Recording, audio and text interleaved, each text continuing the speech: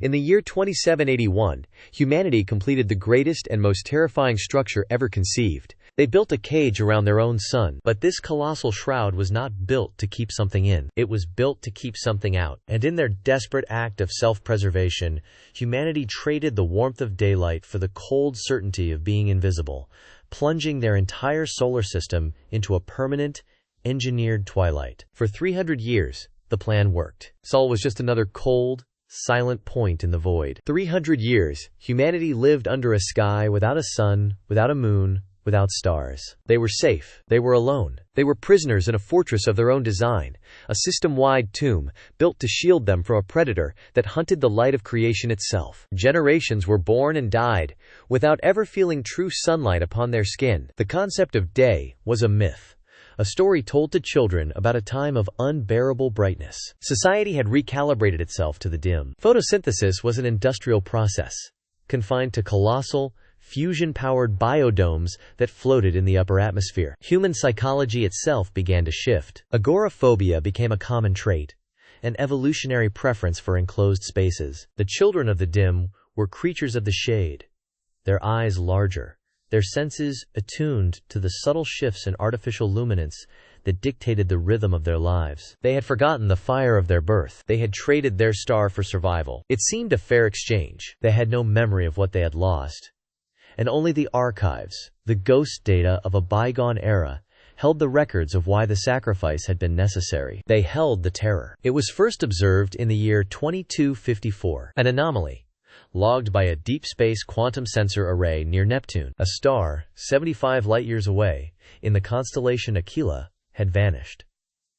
Not a supernova, not a gradual dimming. One moment it was there, a stable G-type main-sequence star, and the next it was gone. The event was dismissed as an instrumental error, a sensor malfunction. Stars did not simply cease to exist. But then, 8 years later, another vanished. This one closer, only 61 light-years away. Then another. A pattern began to emerge, a trajectory. Something was moving through the dark between the worlds, and it was consuming stars, not for fuel in the way humanity understood it, not with the fire and fury of a stellar engine. It was erasing them. It was drinking their light, their heat, their gravity, their very existence, leaving behind nothing but a perfect, impossible void. A hole in reality. They called it the Acheron, the thing in the dark. Analysis of the vanishing starlight revealed a horrifying truth. Just before a star was extinguished, its light spectrum would shift, red shifting and blue shifting simultaneously in a chaotic, quantum-scrambled scream. It was as if the star was being observed from every possible angle,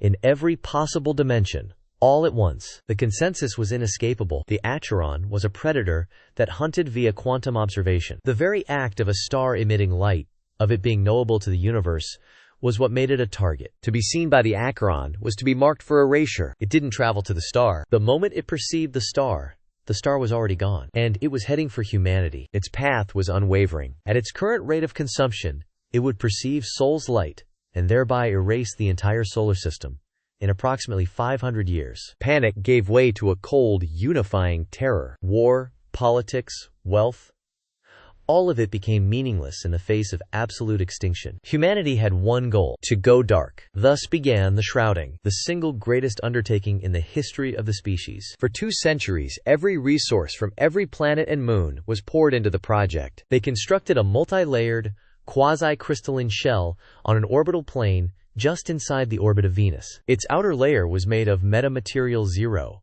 a substance capable of bending spacetime locally to make it perfectly non-reflective, completely invisible. The inner layers were designed to capture 100% of the sun's energy, storing and rerouting it to power the civilization it was now hiding. But the true implication was far stranger than just living in the dark. To be truly invisible, the shroud had to do more than block light. It had to erase the system's gravitational signature, its neutrino emissions, its quantum footprint. It had to create a perfect bubble of non-existence. The shroud was not a wall.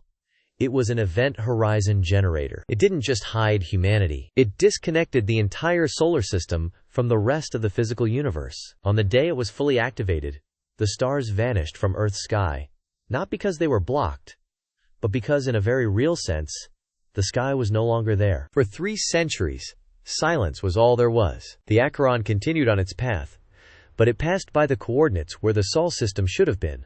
Blind to the prize hiding within the fold of spacetime, humanity had succeeded. They had hidden from God, or the devil, or whatever unknowable thing haunted the void. Then came the anomaly. It began as a whisper in the data, a flicker in the esoteric energy readings of the shroud's innermost shell, a quantum resonance where none should exist. It was designated Anomaly Sol 01, a single, repeating signal, emanating from the surface of the star humanity had worked so hard to cage. At first, they thought it was a natural stellar phenomenon, a new type of solar flare interacting with the shroud's energy containment field. They ran diagnostics for weeks, their algorithms searching for a natural explanation. They found none. The signal was not random. It was structured. It was precise. It was a pattern. The star was broadcasting. Somehow, through a technology that humanity could not comprehend, the sun itself was sending a message, and it was screaming for help. But the architects of the shroud, in their desperate genius, had made one catastrophic miscalculation. They had designed the cage to be perfect, to be impenetrable from the outside. They never once considered that the thing they were trying to protect might be trying to break out. The energy required for a star to consciously broadcast a mathematical sequence was immense, destabilizing, and that energy had to go somewhere. The shroud was buckling. The prison was breaking. A stress fracture, microscopic at first, began to form on the outer shell, caused by the sun's own desperate, impossible signal. One single ray of light, the first to escape the Sol system in 300 years, lanced out into the deep, silent dark. A beacon, a flare, a single cry in an empty forest. But the forest was not empty. It wasn't a predator turning towards a sound. It was an eye, opening after a long slumber. The crimson light wasn't an engine flare. It was a pupil, focusing on a single, impossible photon that had traveled for decades to reach it. Back in the Sol system, alarm shrieked in soundless vacuum. The Acheron. The name itself was a curse, a ghost story used to frighten children for 300 years. And now, the ghost was at the door. Emergency protocols, dormant for generations, flashed across the central command screen. The choice was stark, brutal, and automated. Protocol Dark Fold. Intensify the shroud's event horizon, severing the leak at any cost, even if it meant sacrificing the entire maintenance sector. Protocol Last Stand. Divert all non-essential energy to weaponize the shroud itself, turning the cage into a cannon. But they were debating how to fight a shadow on the wall, because they had fundamentally misunderstood the nature of the fire casting it. The sun's signal was still broadcasting, but as the crimson eye across the void began to watch, the signal changed. The prime numbers stopped. The plea for help vanished. In its place came a new transmission. It wasn't a sequence. It was a language. A torrent of data so complex it began to overload the station's translation matrix. It wasn't a cry for help. It was a declaration. And it wasn't coming from the star. It was coming from something inside the star. This is the moment the story you think you know breaks apart. Because the greatest secret of the shrouding was not how it was built, but why. Humanity was not hiding from a monster. We were caging one. The archives called it the POE, Thorn Contingency, a final, sealed testament from the shroud's architect, to be opened only if the cage ever showed signs of failing. Dr. Thorn's confession, recorded in the final days before the shroud was activated, painted a picture not of salvation, but of damnation. They call the Acheron a world eater, she says, her voice a fragile whisper across time. It is not. It is a celestial antibody, a filter. We detected it consuming a star in the Ophiuchus system. We saw, not destruction, but surgery, a precise excision. What did she mean? What had the original architects seen that terrified them so much? They had realized the Acheron wasn't a blind plague devouring everything in its path. It was selective. It only targeted stars that showed a very specific, terrifying biosignature, a precursor to cosmic sentience. Our sun, Sol, was one of those stars. It was not just a ball of hydrogen. It was gestating. It was becoming self-aware. The architects calculated that in a few millennia, it would hatch.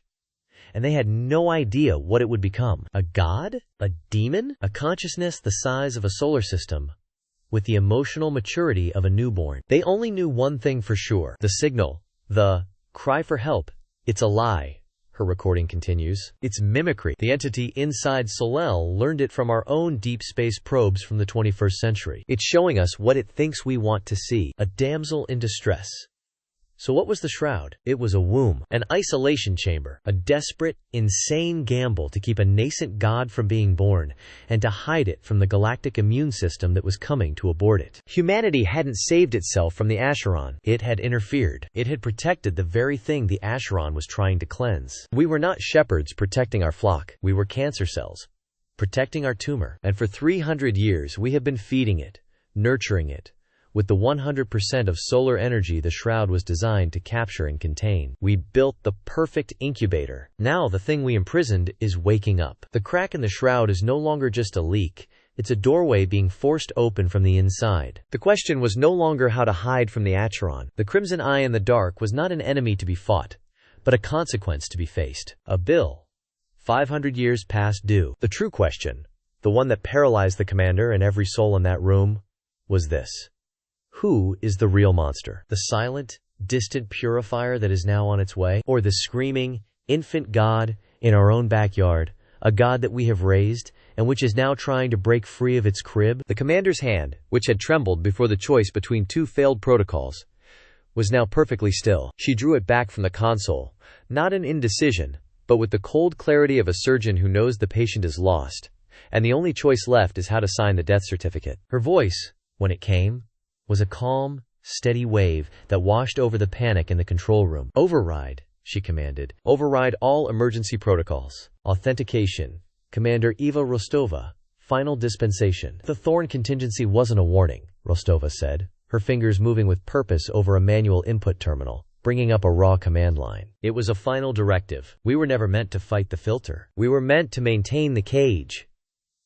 She looked up, not at her crew, but at the main view screen where the nascent god was tearing its way out of the sun. But the cage is broken. The child is awake.